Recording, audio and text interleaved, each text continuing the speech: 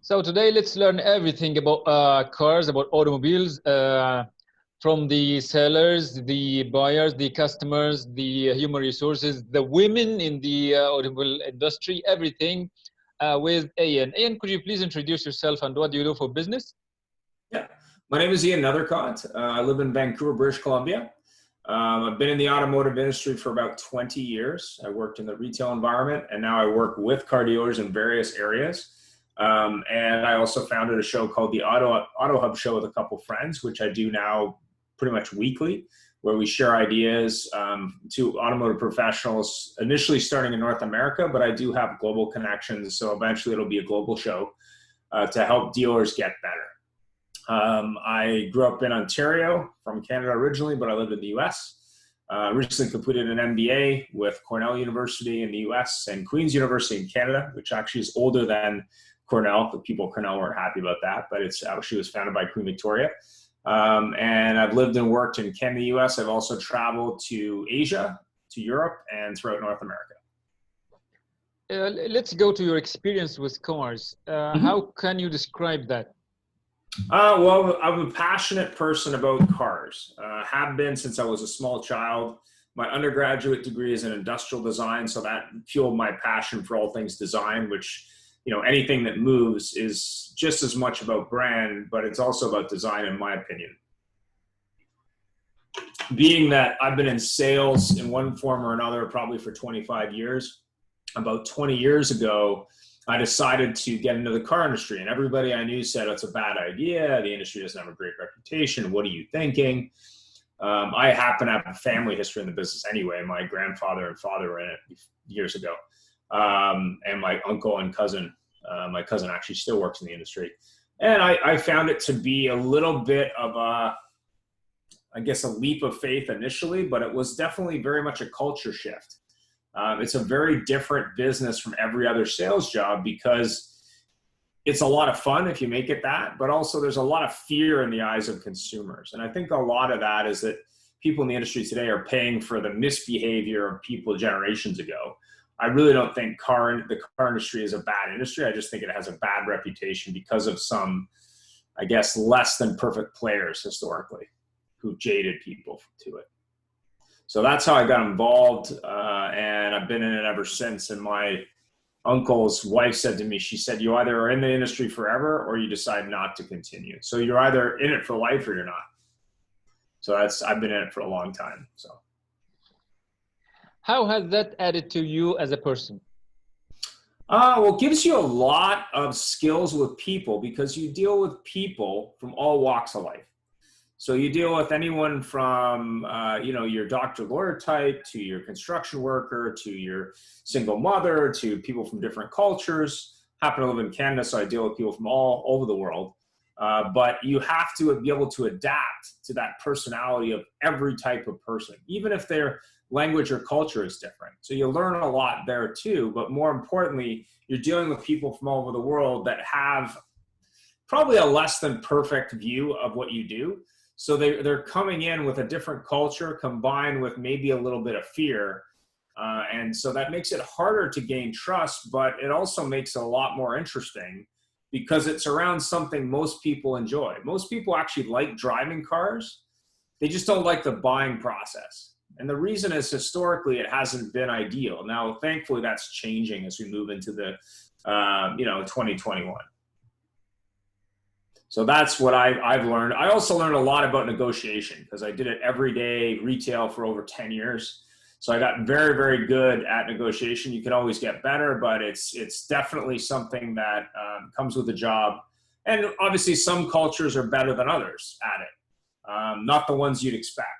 But, there's a perception that you can always get a better deal in cars. And that is correct. But also the negotiation is a lot of fun if you look at it that way. And some cultures already look at it that way. Some cultures look at it like I have to get a better deal. But the cultures that are great at negotiation are usually, it's a family conditioning. They have it in their culture. They have it in their family. They're taught from a very young age. And those are the most fun people to negotiate with because they already have the skill level. They're just having fun with it. How recommendable is it to advise other people to join this industry? I think you should do something that you're passionate about, and the way to figure that out is to try it. My best advice to a young person is pick a couple industries that you want to work in and go work in them. And if you don't like it, find another industry. I think the biggest challenge today for young people, or people of all ages, is they feel like, okay, my dad and my mother said I should do this, so I went to school and then I wanted to be this, and then I hate it. Okay, well, you don't have to. There's a famous quote, you're not a tree, you can always change. And I think that's true even if you get into your 50s, 60s, and 70s. There's nothing to say you couldn't change industries if you really wanted to. Find something that you love to do, because life is too short to do things that you really don't want to do. And if the industry that you choose is not for you, there's other industries. I mean, I know many people who, have moved industries in their life. I also know many miserable people who do things because they think the prestige of doing it is a good thing. And that's their life. Do what you want. But my view when I first started working 25, 30 years ago was to try a bunch of different things, which I did. And, I ended up in the auto industry after a number of other careers. It wasn't my first career, unfortunately. What are let's say, the benefits of being in this industry? Each day is different radically. So if you work in the automotive industry, there's a lot of different situations you deal with. The industry has multiple facets. So a car dealership generally is not just a sales organization. There's a lot of other pieces. So you can move throughout the industry in different areas. Once you're done with retail, you can also work with the retailer. So you could work for the manufacturer, you could work with industry partners, you could work with technology companies. I think the perception as a car dealership is they sell cars there. Car dealerships generally are a bunch of different businesses. So there's management of the dealership, there's finance and operations, there's fixed operations in terms of fixing vehicles, there's body shop operations, there's people who are technicians, which is actually a very well-paying job as well. There's people who deal with customers on the technical side. More and more there's technology, be it kiosks and other things in the car business. So technology is very much part of cars today. And most cars today have a lot of technology. It's not like they were 50, 60 years ago where you could basically take a wrench and fix it. There's a lot of technological pieces around cars. So actually someone who's a mechanic today has to be pretty technologically savvy, because computers have probably 8 to 12 computers in them today. And that's accelerating as we look into electric cars and infrastructure and self-driving cars and other things. So there's a lot of different areas. And that's just in automotive. You can also talk about transportation logistics. You can talk about heavy machinery. You can talk about, there's a lot of things around things that move, right? So it's more than just selling cars. That's only one area. That might not be for everybody, right? What are the challenges of this business? Oh, there's challenges with everything. I think the challenges with automotive is to meet customers' expectations and to handle challenging situations. So unfortunately, the manufacturers spend millions of dollars globally to promote a brand image. I spent some time today with a BMW dealership, who may be a client of mine. And I was talking to the marketing director who's actually worked in automotive all over the world. He's originally from Oman, I believe. And he said, the problem with BMW is that guy who leased a BMW 4 years ago wants to lease a new BMW today for the same payment he made 4 years ago. The only problem is the car is now more expensive than it was then, has more technology in it, and it takes a lot longer to convince that customer to replace, because not only is it more expensive, there's a lot more technology in the car that we then have to teach the customer. So that's part of it, but also it's not a moving target. Tesla has proven recently that you can change an industry if you're bold enough to do so. When you think about Tesla, and I drove their first Roadster, I guess it's been 10, 12 years ago. At that time, what they were doing was very different. It's same is true today, but at the end of the day, every industry is under threat right now. Every industry is under change. People, the way they buy cars, I would think in the next 5 to 10 years is going to change. How long they keep cars may change. Even if they're driving cars may change. So the key thing in the automotive industry is to understand that you're going to be dealing with some interesting challenges. Your days are never going to be the same. You never know what you're going to run into. The challenges in the global marketplace are also quite challenging as well. And it is one of the most highly competitive industries on the planet. So I know there's a lot of Tesla fans out there, and I like Tesla. The challenge is there's been no car company that's made it as a new car company probably since the 50s. So even though Musk, I think, is a bright guy, there's going to be a lot of competition in the electric car space in the next year or two, and that's going to make things very interesting. But the reason Musk has been successful in his life is because he went out to take on the toughest challenges out there, and he put in the work. I mean, to pick the auto industry and space as two industries to start a business in, that's a pretty bold move. And to be successful at it, even for a few years, that's very, very difficult. So what he has proven is you can change an industry that's resistant to change and be profitable. The great news for people who want to work in the industries, both those industries moving forward, is that things are about to get much more interesting. Because as people adapt, the challenges become different. And if you're looking for a job where each day is different, the auto industry has definitely got that in it. No question. Yeah, fantastic. When and why did you start your AutoHub Show? Well, back in the early days of COVID, people started looking at masks, and they started saying the mask is going to save me. By the way, they're still thinking that. Retail businesses in general, so that could be anything from your local restaurant to your retail location to your clothing store to your car dealership, had a big problem, which was that suddenly customers weren't coming in anymore not because they didn't need what the business was offering, but because of fear. And I would say that's still somewhat the case. I mean, they have customers coming in today to fix their car and buy stuff, but not at the same pace that had happened historically. And to understand that, you got to look back at the early days of the car business, where really there were only 3 to 5 manufacturers globally. And basically to buy a car, you had to go to the dealership. Today, customers are going, well, A, I'm afraid, B, I might need a car, but C, I'm not coming in. So the dealership world had to really deal with a new reality, which, how do I sell that customer remotely? How do I do that? How do I upgrade my game? And more importantly, do it with less staff. Now, if you went from a certain amount of revenue a month to 20% of that overnight, you'd probably be a little bit worried about it. So a buddy of mine, Brandon, and a buddy of mine, Rick, we created an AutoHub Show in the early days of that to get a whole bunch of dealers to go together and go, hey, let's share ideas. We don't have the answers. None of us do. But if we work together, we can probably help the other dealers in the marketplace get better and use this time to actually grow their business. Because most dealers in the early days of COVID laid off 75% of their staff because they panicked. Now they're trying to figure out, okay, who do I hire back? What do I do with them? And what technology can I put to bear to actually sell vehicles without the customer being in front of me?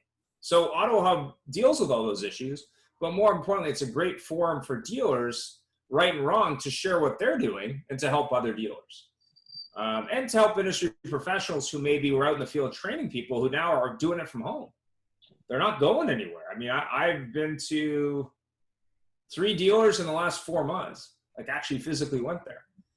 Most of what I do today is based out of my home office. I don't go anywhere. So that's a little bit hard too for some people who are maybe used to being in a dealership world and deal with the dealer directly.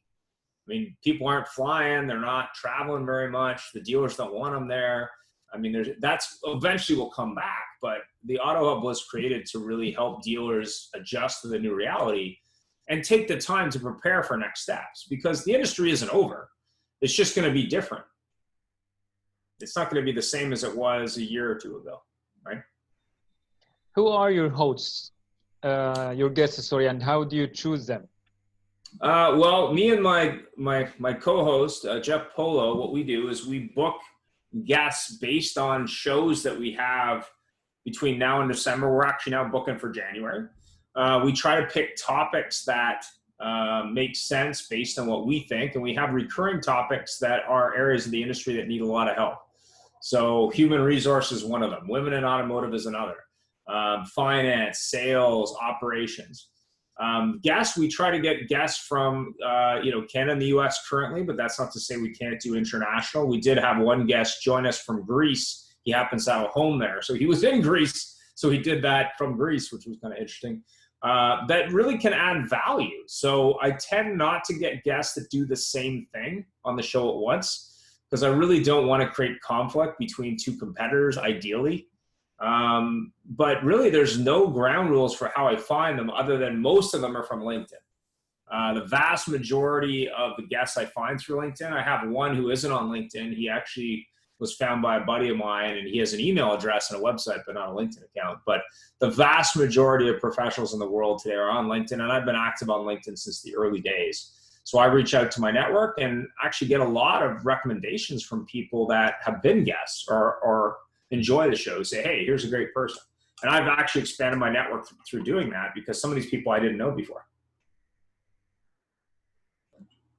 And then we have to vet them. We have to go through a whole process. And, you know, we now have a liability statement on our website. So like, we're not liable for what people say, because we can't be. And, you know, we try to get the best guests we can. We do get some, believe it or not, some guests who want to be paid, including one recently that wanted a lot of money to come on the show. And I said, well, first of all, the show's free, so I don't have money to pay you. And second of all, I'm kind of against paying someone that much to appear for 15 to 20 minutes on a show. To me, that was ridiculous. But again, there's a lot of old school people who I guess get paid a lot of money to appear because they feel that they're important. To me, it isn't about someone feeling important or even someone who is important. It's about bringing the best guests I can.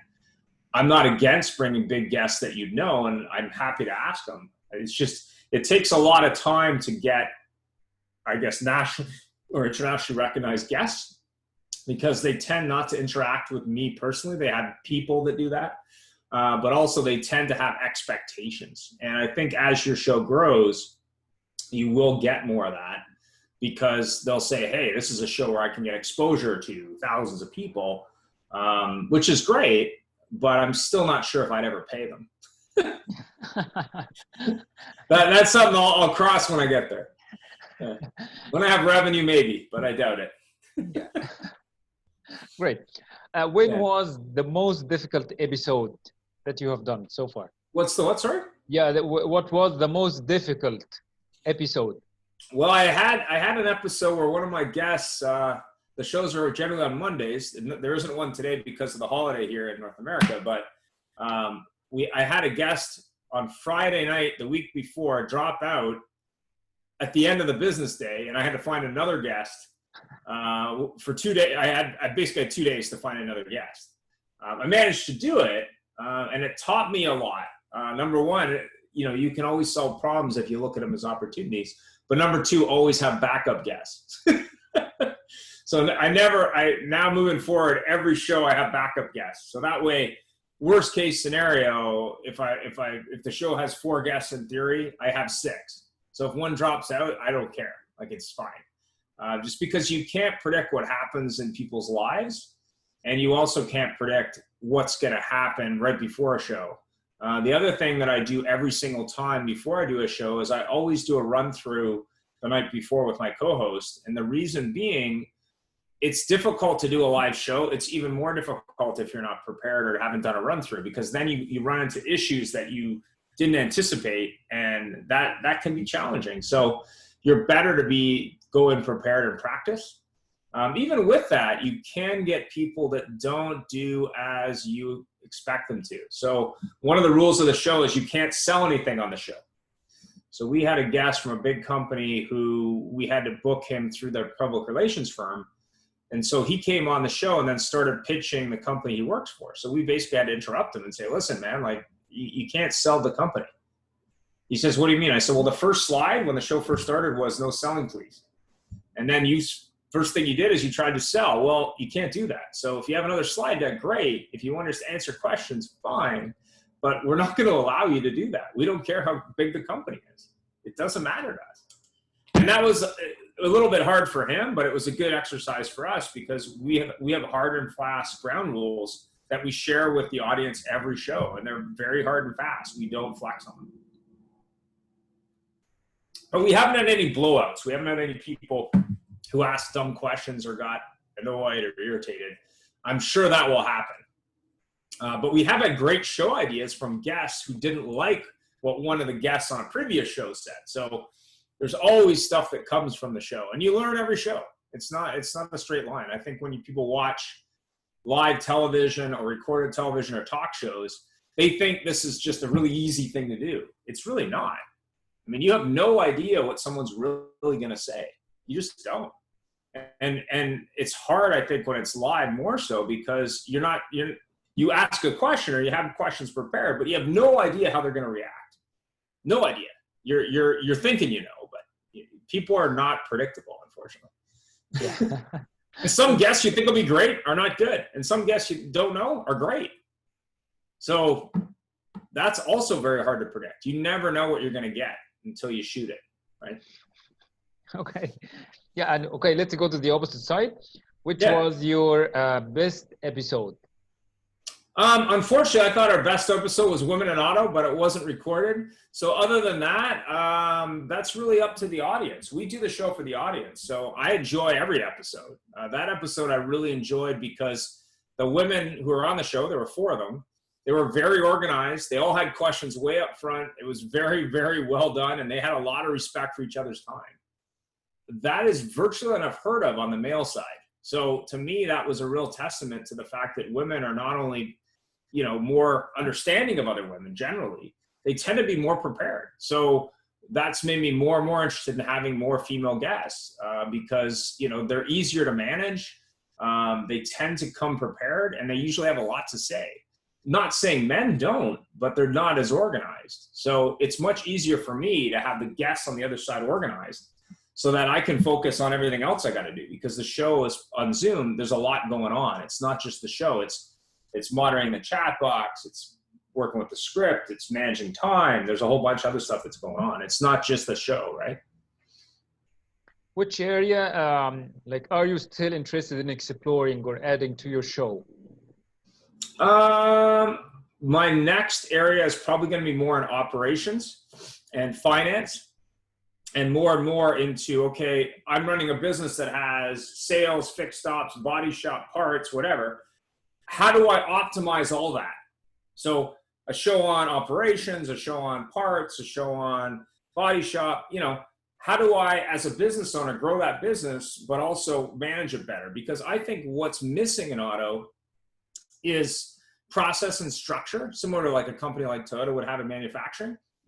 That's an area that really needs a lot of help, because dealers have been successful despite themselves, but the dealers that'll make sense, that will grow long-term, and the big dealer groups generally are process-driven. So really it's about, okay, I've been very successful over the last 50 years. The next 50 is going to be challenging. How do I prepare for that and optimize it so that I can be more successful? And that's going to be a series of shows. Generally what we do is we'll do a general show in an area, like for example, finance and insurance. And from that will come other shows. So, subprime finance, or how to build a sales team, or how to train a manager or train a sales. I mean, there's all kinds of different episodes. But I am still booking for January, so I'm looking for ideas. So if someone has ideas, I'm all ears on that one. Always looking for show ideas. Okay. Which areas in the automobile industry do you think need the most development, the most improvement? Customer experience. I had a discussion today about that. So I'll use an example. So let's just say I'm in the market for a Honda. Could be a Toyota, could be, pick the product. In most regions of the world, there's a couple dealers that compete. So let's just say there's 3 to 5 dealers that compete. Most customers today don't want to go to the dealership because they're afraid. So what they'll do is they'll use the internet and they'll send an inquiry to 3 dealerships. What happens at that point is anyone's guess. So the manufacturers kind of have a thought process. The dealers kind of have a thought process. I shop dealers all the time because I'm always looking to improve it. I will be writing an article about it on LinkedIn soon. And you're dealing with different generations. So you're dealing with someone from the baby boomer generation, someone from Generation X, who's me, someone who's a millennial, someone who's a Generation Z. All these people have a different expectation about how that should work. There's a big push towards digital retail, which is fine. But even digital retail has that same process. How do I move from I'm interested in a Honda to buying a Honda? And how do I do that virtually? So what I said to the dealer today is I said, listen, here's an example of the 4 emails I received from your dealership. I wanted to buy a BMW. I sent an inquiry. I sent it to a couple of your competitors. Here's what you guys did. Here's what they did. He said, well, what do you think? I said, number one, all of you just sent me emails. And, they were beautiful emails. They were very well thought out and lots of graphics and lots of phone numbers and information, all this stuff. But I said, what you didn't do is provide the information I asked for when I became a lead. He said, what do you mean? Well, I went on your website. What do you guys sell? Cars. What did I select? A vehicle. What did I want? What it costs and a payment. What did I get? Call us. We can help you in multiple ways. Thanks for the inquiry. Thanks for looking at our dealership. Thanks for here. I said, what you should have done is sent me an email. Listen, some of our customers prefer text messages. Some of our customers prefer email. Some of our customers prefer phone calls. Some of our customers just want the information. What do you want? No dealership did that. They all basically wanted me to call them and come in and buy a BMW. Okay, that's not what I wanted to do. What I wanted to do is figure out why I should take the time to go there to look at it, right? And I'll compare, let's just say IKEA versus Amazon, or IKEA versus Wayfair, which is another online retailer, right? IKEA's got the same problem. Why would I go to an IKEA when I can buy a couch on Wayfair? I don't have to go anywhere, right? So I think that's the biggest challenge for all retailers. It's not to say a local retailer can't beat Amazon or Alibaba or you pick it, but they've got to provide an experience that's better.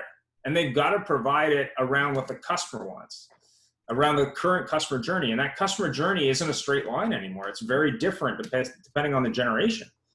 And you can't say that a millennial is going to look at it the same way I would, even though some might. And you can't say that's true across cultures either. So what you have to do is customize that journey and that process for the customer, and you've got to do it remotely. You can't expect the customer to show up and want to buy it. Like that's 20, 30 years ago, right? I mean, in cars, it might be 2 years ago, but today you're not getting as many people. So what the dealerships have generally done is over communicate. So they'll call you, they'll text you, they'll email you forever, and they'll never give up until you basically tell them to get lost. What they're not doing is saying, hey, I noticed you did an inquiry. You're looking at BMW. I sent you the price. Did you have any questions? No. Okay. Did you want us to bring it to you? Do you want to come in? What do you want to do? They're not customizing it. And they need to learn how to do that, because chances are after this, people are going to be less likely to come in. And they're going to come in at the end of the buying process, not at the beginning. They're going to say, I'm going to do all my homework first, and then maybe I'll come in and drive it if you're in the short list. They're not just going to come in and drive it because you're on the list, right? And I think that's something that's probably been true for a long time, but COVID has taught people that, they don't have to come in. Yeah. And I don't think they're going to unlearn that. I think they're always going to look at it that way. And I'll use myself as an example. When I bought my last car, it took 8 hours to buy it. And I knew the dealership. I worked in the industry and I knew what I wanted. It still took me 8 hours in a dealership to actually take possession of this car. That's crazy. It doesn't make any sense. I should be able to go in there and say, listen, I want this car for this payment in this color. When can I have it? That shouldn't take me any more than an hour. And that includes them showing me everything on the car. Maybe 2 hours tops. But 8, it's crazy. It's way too long. Yeah, it is. So the next question is, when would you call the automobile industry in the perfect case? When would I what in the perfect case? Yeah, when would you say that the automobile industry is in the perfect case, is in the perfect scenario? When would I say the automotive industry is perfect? Is that what you're saying? Yeah. I don't think any industry is ever perfect. I think at the end of the day, it's a continuous improvement loop. So whether it's Apple retail or Amazon or you pick the company, it's always a work in progress. But you've got to start to fix problems and learn and adapt. And I think that's taken Amazon 20 years. The auto industry in some cases is older than 100 years and still hasn't learned all those lessons, but they are learning some of them. So it will take them time to get there. Hopefully they'll get there before the competitors take the market from them. So one of my passions is to fix the industry sooner rather than later, because it's that important. I think what you're going to see in the automotive industry globally is big dealer groups will buy small dealer groups and they'll fix it, and then it'll be fine. The smaller independent dealers are going to have a problem because they don't have the focus and the money to get there fast. And the reality is they probably have to get there within the next 3 to 5 years. I don't think that customers' understanding or tolerance of this is going to last much longer. And I would say the same about retail food, like restaurants. I think restaurants are going to be very different in 2 years than they were 5 years ago. And the same is true about grocery stores. I think the grocery delivery business is outpacing grocery stores. And if grocery stores don't start to adapt to that, they're going to lose their business. Someone else is just going to deliver it, right? I mean, a grocery store experience is not a particularly good one, right? And I would argue the same, like hold yourself to that standard. If you look at the best retailers on the planet, hotels, retail clothing, retail appliances, retail furniture, that's what you got to do. Do what those guys are doing. Start learning from the best and apply those learnings. Tesla, believe it or not, is not a great retailer. They're just doing something different. That doesn't mean you can't do better than them. You can, right? And Amazon, in my opinion, ain't a great retailer. I think their customer experience is horrible, but their competitors aren't doing it. They're just thinking they're going to go away. That's a mistake. You know, you need to learn and adapt your business to the market space. And if you don't, that's fine. You can go the way of the buggy whip. Someone else will take it from you.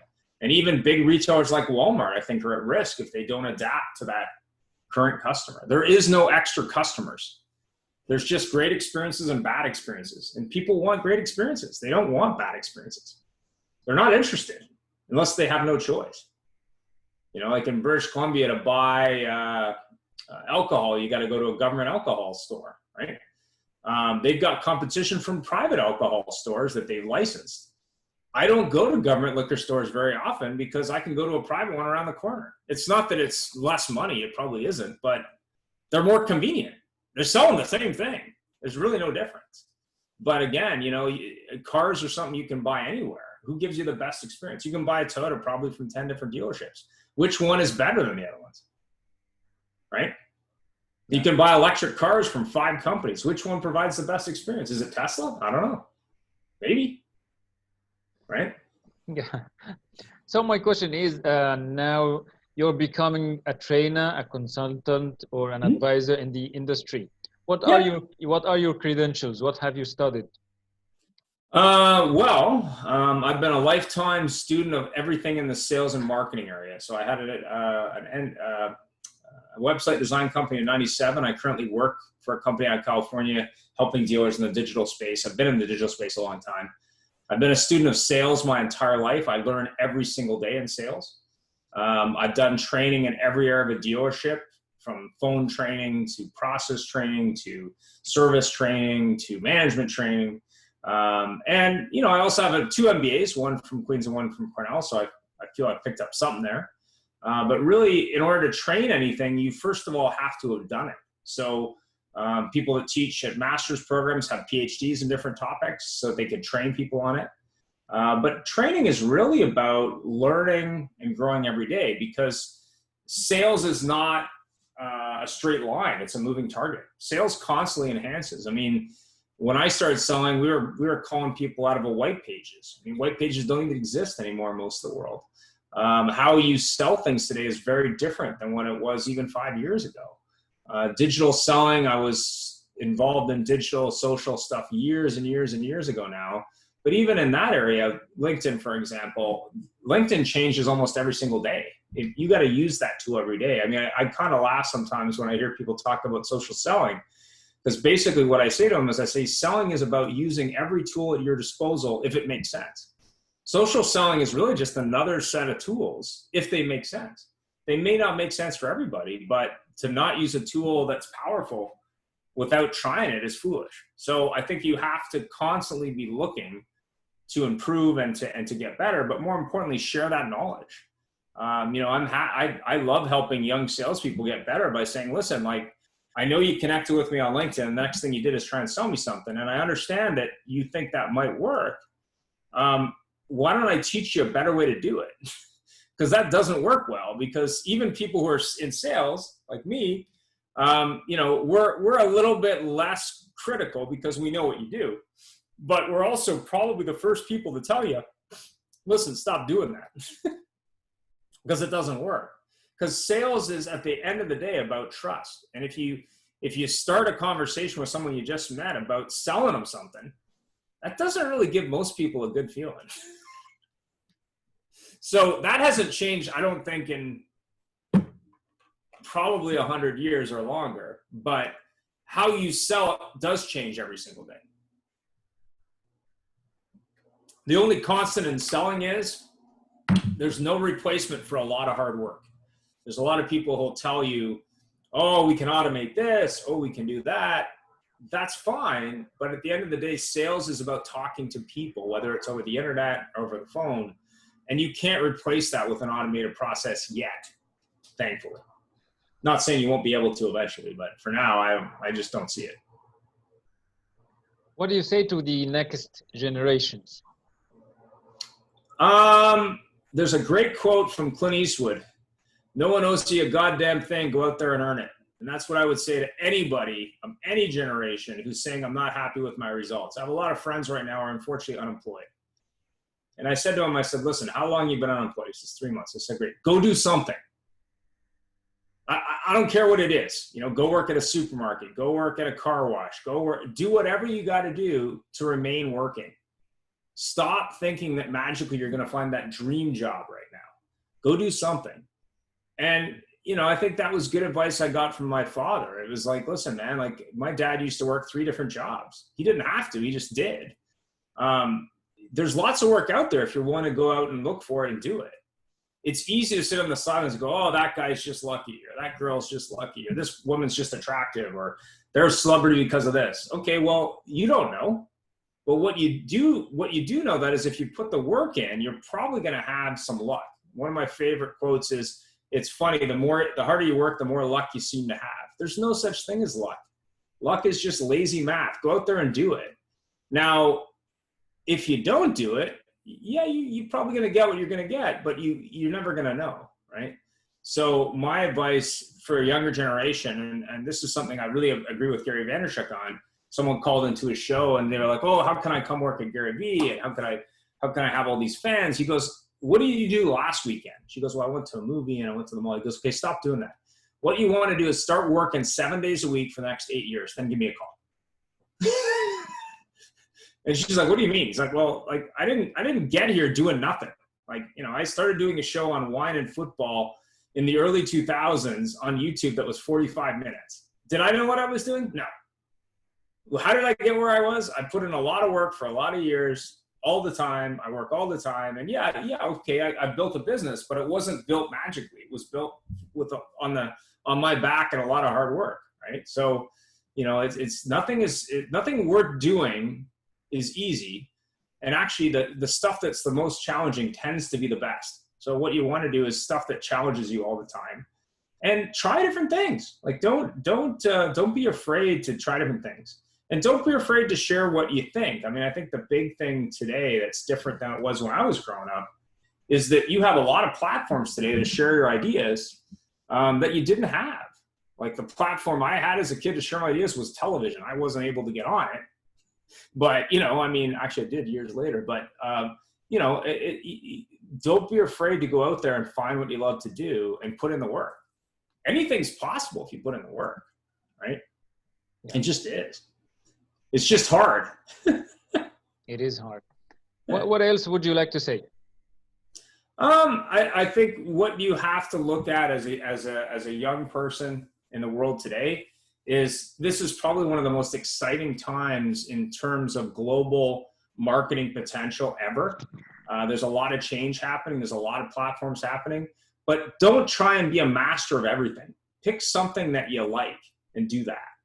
If it's YouTube or if it's LinkedIn or if it's Facebook, I mean, I think the biggest mistake people make is they want to be on every platform and do everything.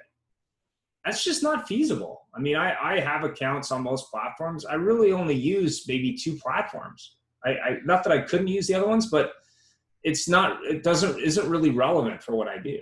And I'd rather be an expert at the 2 or 3 platforms I use than be an amateur at 8. Like I'm just not that interested. So pick your path, work it very, very hard, and don't be afraid to make mistakes, and, have fun with it. Like people watch content because it's enjoyable, not because it's 100% informative or 100% polished. And try to stay away from politics if you can. Don't do anything political. That's a waste of time. You can't save those people. Politicians have been trying to fix things for 2,000 years, and they're not very good at it.